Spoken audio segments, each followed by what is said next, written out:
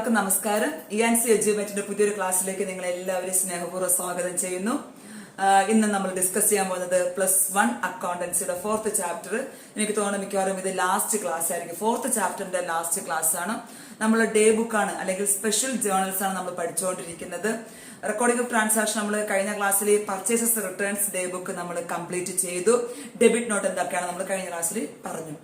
ഇന്ന് നമ്മൾ ലാസ്റ്റ് നമ്മൾ പഠിക്കാൻ പോകുന്നത് sales returns day book. Purchases റിട്ടേൺസിന്റെ opposite sales return day book. Sales return day book എന്തായിരിക്കും? അപ്പൊ സെയിൽസ് റിട്ടേൺ എന്ന് പറഞ്ഞാൽ വിറ്റ സാധനം, നമ്മുടെ സ്ഥാപനത്തിൽ നിന്ന് നമ്മൾ വിറ്റ സാധനം കസ്റ്റമേഴ്സിന് ഇഷ്ടപ്പെടായ കാരണം, എന്തെങ്കിലും ഞാൻ നേരത്തെ പറഞ്ഞ ഡിഫക്റ്റ് കാരണമോ എന്തെങ്കിലും ഡാമേജ് കാരണമോ കസ്റ്റമർ ആ സാധനം നമുക്ക് തിരികെ ബിസിനസ് സ്ഥാപനത്തിന് ഏൽപ്പിക്കുകയാണെങ്കിൽ അതിനെ പറഞ്ഞ പേരാണ് സെയിൽസ് റിട്ടേൺസ് എന്ന് നമ്മൾ അതിനെ പറയുന്നു. സെയിൽസ് റിട്ടേൺസ് നമ്മൾ വേറൊരു പേര് പറയുന്നുണ്ട്. എന്താണ്? Return inward. നമുക്ക് ഇങ്ങോട്ടേക്ക് വരുന്നു, റിട്ടേൺ ഇൻവേർഡ്സ് നമ്മൾ അതിന് പറയുന്നുണ്ട്. അപ്പൊ സെയിൽസ് റിട്ടേൺ ഡേ ബുക്ക് എന്തായിരിക്കും? Sales return day book is a special journal for recording the goods returned by the customers. ഇതാണ് സെയിൽസ് റിട്ടേൺസ് ഡേ ബുക്ക് എന്ന് പറഞ്ഞാൽ ഒരു സ്പെഷ്യൽ ജേർണൽ നമ്മൾ മാറ്റിവെക്കുന്നുണ്ട്. എന്തിനു വേണ്ടി? For recording the goods returned by the customer. Customer നമ്മുടെ business സ്ഥാപനത്തിലേക്ക് തിരികെ ഏൽപ്പിക്കുന്ന സ്ഥാപനത്തിന്റെ വിവരം, കൃത്യമായിട്ടുള്ള ഇൻഫർമേഷൻസ് രേഖപ്പെടുത്തി വെക്കാൻ വേണ്ടി, റെക്കോർഡ് ചെയ്യാൻ വേണ്ടി നമ്മൾ മാറ്റിവെക്കുന്ന ഒരു പ്രത്യേക ജേർണലിന് പറഞ്ഞ പേരാണ് sales returns day book. Sales return day book is a special journal for recording the goods returned by the customers is known as returns day book എന്നും അല്ലെങ്കിൽ വേറൊരു പേര് വന്നുണ്ട് റിട്ടേൺസ് ഇൻവേർഡ് ബുക്ക് നമ്മൾ ഇതിനെ പറയുന്നുണ്ട്. അപ്പൊ ഇങ്ങനെ ഒരു റിട്ടേൺ ഇൻവേർഡ് നടക്കുകയാണെങ്കിൽ അല്ലെങ്കിൽ സെയിൽസ് റിട്ടേൺസ് നടക്കുകയാണെങ്കിൽ അവിടെ സെല്ലർ ഒരു സോഴ്സ് ഡോക്യുമെന്റ് ക്രിയേറ്റ് ചെയ്തിട്ട് തയ്യാറാക്കുന്നുണ്ട്. ആ സോഴ്സ് ഡോക്യുമെന്റിനെ പറഞ്ഞ പേര് ക്രെഡിറ്റ് നോട്ട്. നമ്മൾ പർച്ചേസസ് റിട്ടേൺസിന് പഠിച്ച സോഴ്സ് ഡോക്യുമെന്റ് എന്തായിരുന്നു? ഡെബിറ്റ് നോട്ട് എന്നായിരുന്നു. ഇവിടെ നമുക്ക് സെയിൽസ് റിട്ടേൺസ് നടക്കുമ്പോൾ അത് നമുക്ക് റെക്കോർഡ് ചെയ്യണമെങ്കിൽ ഒരു സോഴ്സ് ഡോക്യുമെന്റ് ഉണ്ടാവണം. അങ്ങനെ തയ്യാറാക്കുന്ന സോഴ്സ് ഡോക്യുമെന്റിന്റെ പറഞ്ഞ പേരാണ് ക്രെഡിറ്റ് നോട്ട്. മാറിപ്പോകരുത്.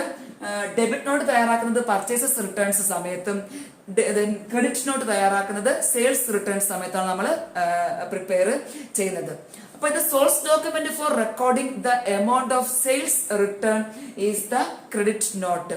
നമ്മൾ എത്ര രൂപയിലാണ് നമ്മൾ സെയിൽസ് റിട്ടേൺ സംഭവിച്ചു, എത്ര രൂപയുടെ സെയിൽസ് റിട്ടേൺ നമ്മൾ റെക്കോർഡ് ചെയ്യേണ്ടതെന്ന് കാണിക്കുന്നതിന് അതൊരു source document തയ്യാറാക്കുന്നുണ്ട്.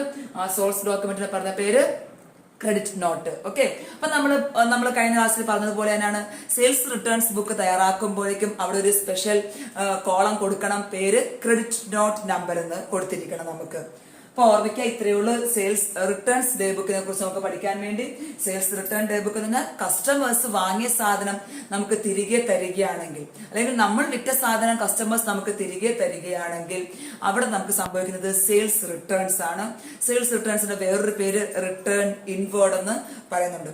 Sales returns record ചെയ്യാൻ വേണ്ടിയിട്ട് ഒരു സോഴ്സ് ഡോക്യുമെന്റ് പ്രിപ്പയർ ചെയ്യണം.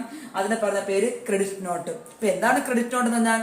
It is a statement prepared and sent by the supplier to the purchaser. Okay. തയ്യാറാക്കുന്നത് ആരാണ്? സപ്ലയർ അല്ലെങ്കിൽ സാധനം വിറ്റ വ്യക്തി, സെല്ലർ. സപ്ലയർ അല്ലെങ്കിൽ സെല്ലർ. ഓക്കെ. വിറ്റ വ്യക്തി തയ്യാറാക്കുന്ന ഒരു സ്റ്റേറ്റ്മെന്റ് ആണ് അല്ലെങ്കിൽ ഒരു ഡോക്യുമെന്റ് ആണ് ക്രെഡിറ്റ് നോട്ട് എന്ന് പറയുന്നത്. എന്നിട്ട് ഇൻഫോം ചെയ്യുകയാണ്. ആരെ ഇൻഫോം ചെയ്യുന്നു? പർച്ചേസർ ഇൻഫോം ചെയ്യുകയാണ് ഇത്ര സാധനം നിങ്ങൾ തിരിച്ച് ഏൽപ്പിച്ചിട്ടുണ്ടെന്ന് കാണിച്ചുകൊണ്ട്. എന്താണ്? Credit note is a statement prepared and sent by the supplier to the purchaser. Okay. പർച്ചേസർക്ക് ആരയച്ചു കൊടുക്കുകയാണോ? സപ്ലയർ അയച്ചു കൊടുക്കുന്ന ഒരു സ്റ്റേറ്റ്മെന്റ് ആണ്. കാരണം പർച്ചേസർ ആണ് എന്ത് ചെയ്യുന്നത്? നമുക്ക് തിരികെ സാധനങ്ങൾ ഏൽപ്പിച്ചത്. അദ്ദേഹത്തിന് അലവൻസ് അല്ലെങ്കിൽ എന്താണ് ക്ലെയിം അനുവദിച്ചിട്ടുണ്ടെന്ന് കാണിച്ച് തയ്യാറാക്കി സപ്ലയർ ആർക്കയക്കുന്നു?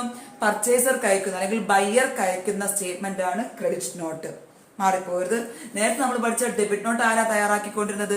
ഡെബിറ്റ് നോട്ട് തയ്യാറാക്കുന്നത് പർച്ചേസർ ആണ് തയ്യാറാക്കുന്നത്. വാങ്ങിയ വ്യക്തി തയ്യാറാക്കി സെല്ലർക്ക് അയച്ചു കൊടുക്കുകയാണ് ചെയ്തത്. ഇവിടെ സെല്ലർ തയ്യാറാക്കി ബയ്യർക്ക് അയച്ചു കൊടുക്കുകയാണ് ക്രെഡിറ്റ് നോട്ട്. ആകെ കൺഫ്യൂഷൻ ആവരുത്. ഡെബിറ്റ് നോട്ട് തയ്യാറാക്കുന്നത് പർച്ചേസസ് റിട്ടേൺ സമയത്തും ക്രെഡിറ്റ് നോട്ട് തയ്യാറാക്കുന്നത് സെയിൽസ് റിട്ടേൺ സമയത്തുമാണ് നമ്മൾ തയ്യാറാക്കുന്നത്. ഇതിന്റെ ഫോർമാറ്റ് നമുക്ക് നോക്കാം. എങ്ങനെയാണ് സെയിൽസ് റിട്ടേൺ ഡേ ബുക്ക് തയ്യാറാക്കുന്നത്? ഒരു കോളമേ നമ്മൾ കൊടുക്കുന്നുള്ളൂ. സെയിൽസ് റിട്ടേൺ ഡേ ബുക്കിന് ഡേബുക്കിന്റെ source document credit note number ആയതുകൊണ്ട് തന്നെ അവിടെ നമുക്കൊരു എക്സ്ട്രാ കോളം കൊടുക്കുന്നുണ്ട്, ക്രെഡിറ്റ് നോട്ട് നമ്പർ. അപ്പൊ നമുക്ക് നോക്കാം എങ്ങനെയാണ് സെയിൽസ് റിട്ടേൺസ് ഡേ ബുക്ക് തയ്യാറാക്കേണ്ടതെന്നുള്ളത്.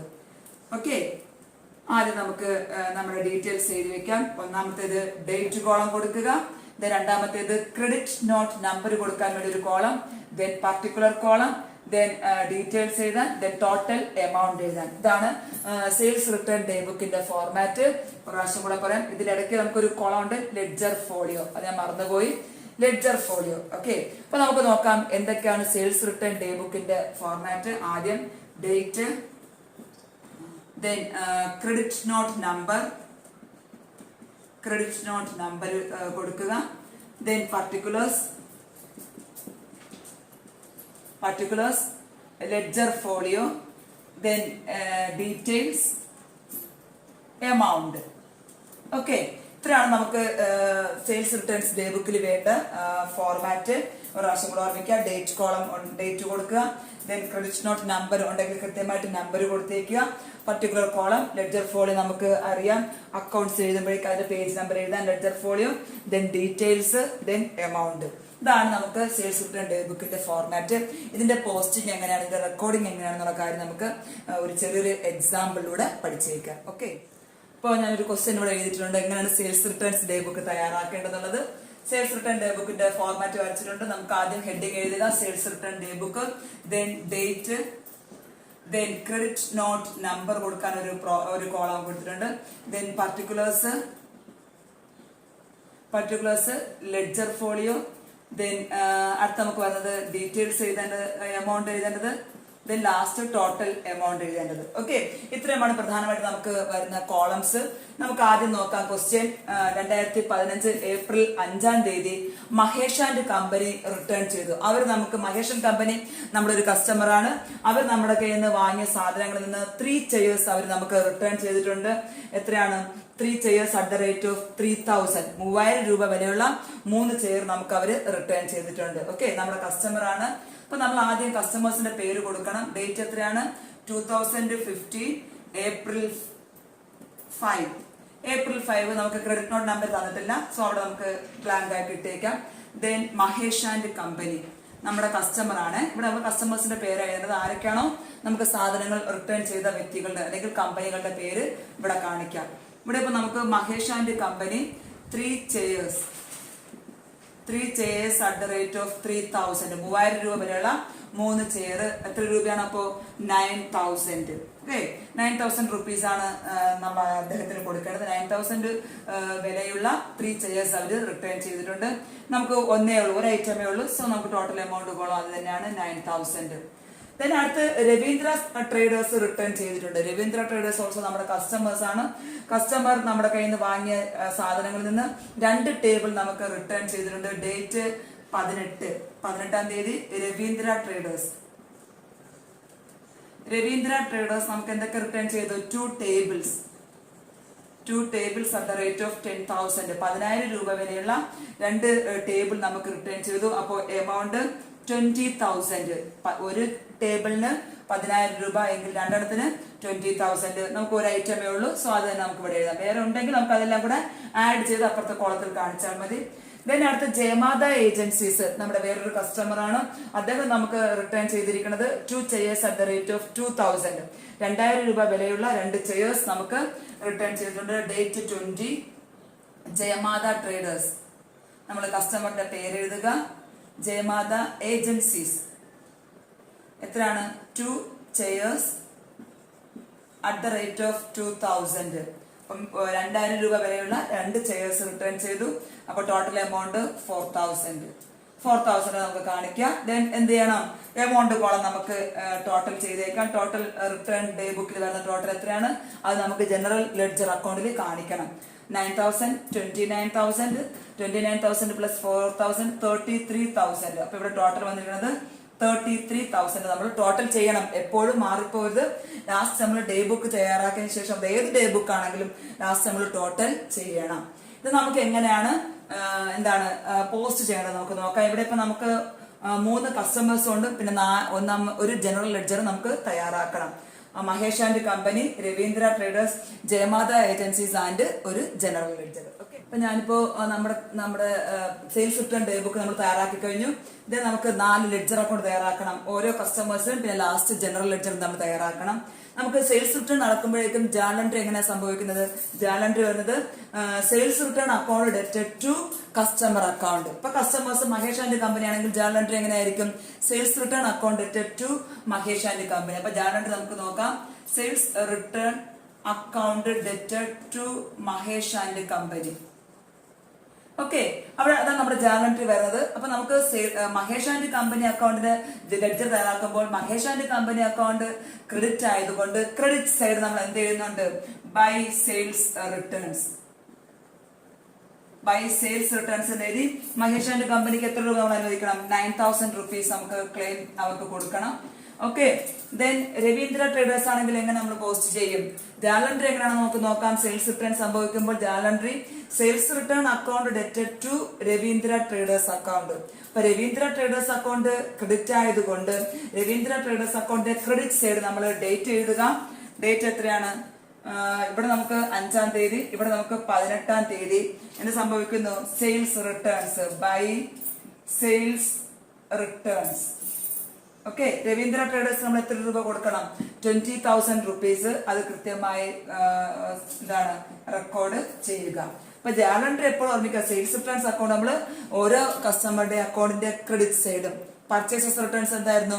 ഓരോ സപ്ലയറുടെ അക്കൗണ്ടിന്റെയും ഡെബിറ്റ് സൈഡാണ് നമ്മൾ എഴുതേണ്ടത്. അത് മാറിപ്പോയത്. കാരണം ജേർണൽ എൻട്രി മനസ്സിൽ നമുക്ക് പറഞ്ഞാൽ മതി, ശരിക്കും നമുക്ക് പോസ്റ്റ് ചെയ്യാനായിട്ട് സാധിക്കും. ദെൻ ജയമാത ഏജൻസീസിക്ക് നമ്മൾ ജേർണൽ എൻട്രി എന്തായിരിക്കും? സെയിൽസ് റിട്ടേൺ അക്കൗണ്ട് ഡെറ്റഡ് ടു ജയമാത ഏജൻസി. അപ്പൊ ജയമാത ഏജൻസി അക്കൗണ്ട് ക്രെഡിറ്റിൽ കിടക്കുന്നതുകൊണ്ട് ക്രെഡിറ്റ് സൈഡ് ജയമാത ഏജൻസിയുടെ ക്രെഡിറ്റ് സൈഡ് നമ്മൾ എന്ത് എഴുതുന്നു? ഡേറ്റ് എഴുതുക 20 ടു സെയിൽസ് റിട്ടേൺ. എഴുതുക.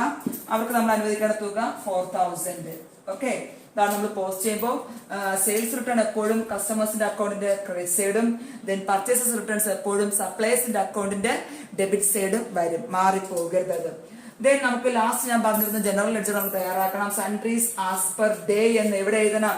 ഡെബിറ്റ് സൈഡ് നമ്മൾ എഴുതുക. സൺട്രീസ് ആസ് പെർ ഡേ ബുക്ക് എന്ന് നമ്മൾ എഴുതി ടോട്ടൽ എമൗണ്ട്. ടോട്ടലാണ് ഇവിടെ എഴുതേണ്ടത്. ജനറൽ ലെഡ്ജറിൽ നമ്മൾ ടോട്ടൽ എമൗണ്ട് 33,000 എമൗണ്ട് കൊടുത്ത് നമ്മൾ 33,000 ആണ് എഴുതേണ്ടത്. ഓക്കെ, അതത്ര എഴുതിയിട്ടേക്ക്. വേറെ നമുക്കിവിടെ ബാലൻസിങ് ചെയ്യേണ്ട ഒരു ആവശ്യമില്ല. ഇത്രയാണ് സെയിൽസ് റിട്ടേൺസ് ഡേ ബുക്കില്. അപ്പൊ എന്താണ് സെയിൽസ് റിട്ടേൺ ഡേ ബുക്ക് എന്ന് പറഞ്ഞാൽ? സ്പെഷ്യൽ ജേർണൽ എന്താണ് maintained for recording returned by customers. Okay, goods returned by customers. അപ്പൊ എന്താണ് സെയിൽസ് റിട്ടേൺ ഡേ ബുക്ക് എന്ന് പറഞ്ഞാൽ? Sales return day book is a special journal എന്താണ് maintained for recording the goods returned by customers. Customers return ചെയ്യുന്ന സാധനങ്ങളുടെ വിവരങ്ങൾ കൃത്യമായിട്ട് രേഖപ്പെടുത്തി വെക്കാൻ നമ്മളൊരു പ്രത്യേക ജേർണൽ തയ്യാറാക്കുന്നുണ്ട്. ആ ജേർണൽ പറഞ്ഞ പേര് സെയിൽസ് റിട്ടേൺ ഡേ ബുക്ക് എന്ന് പറയുന്നു. സെയിൽസ് റിട്ടേൺ ഡേ ബുക്ക് തയ്യാറാക്കുമ്പോൾ നമുക്കൊരു സോഴ്സ് ഡോക്യുമെന്റ് ഉണ്ടാവണം. റെക്കോർഡ് ചെയ്യാൻ എപ്പോഴും സോഴ്സ് ഡോക്യുമെന്റ് ഉണ്ടാവണം. അപ്പോൾ സെയിൽസ് റിട്ടേൺസ് നമ്മൾ തയ്യാറാക്കുന്ന സോഴ്സ് ഡോക്യുമെന്റ് ഏതാണ്? ക്രെഡിറ്റ് നോട്ടാണ് നമ്മൾ തയ്യാറാക്കുന്നത്. ദെൻ അതിന്റെ ഫോർമാറ്റ് ഇതാണ് നമ്മൾ പഠിച്ചു. Date, credit note number, particulars, ledger folio, detail, amount. Posting ഞാൻ പറഞ്ഞു. ഓരോ കസ്റ്റമേഴ്സിന്റെ അക്കൗണ്ടിന്റെ ക്രെഡിറ്റ് സൈഡ് നമ്മൾ ബൈ സെയിൽസ് റിട്ടേൺ എന്ന് എഴുതി കാണിക്കുക. ലാസ്റ്റ് ജനറൽ ലെഡ്ജറിൽ ടോട്ടൽ എമൗണ്ട് കാണിക്കുക. മാറിപ്പോയത് purchases day book. Purchases returns എന്ന് പറയുമ്പോൾ എന്താണ്? സപ്ലയേഴ്സ് നമ്മൾ തിരികെ കൊടുക്കുന്നതാണ് പർച്ചേസ് റിട്ടേൺ. കസ്റ്റമേഴ്സ് നമുക്ക് തിരികെ ഇങ്ങോട്ട് തരുന്നതാണ് സെയിൽസ് റിട്ടേൺ. രണ്ടും വ്യത്യാസവും മനസ്സിലാക്കി. നമ്മൾ നേരത്തെ സെയിൽസ് റിട്ടേണും പർച്ചേസസ് റിട്ടേൺസ് പഠിച്ചിട്ടുണ്ട്. ആ വീഡിയോ ഒക്കെ കണ്ടാൽ നമുക്ക് ഒന്നുകൂടെ മനസ്സിലാക്കാൻ സാധിക്കും. നമുക്ക് ഇനി പുതിയ ചാപ്റ്ററുമായിട്ട് നമുക്ക് അടുത്ത ക്ലാസ്സിൽ കാണാം. എല്ലാവർക്കും നല്ലൊരു ദിവസം നേരുന്നു. Thank you.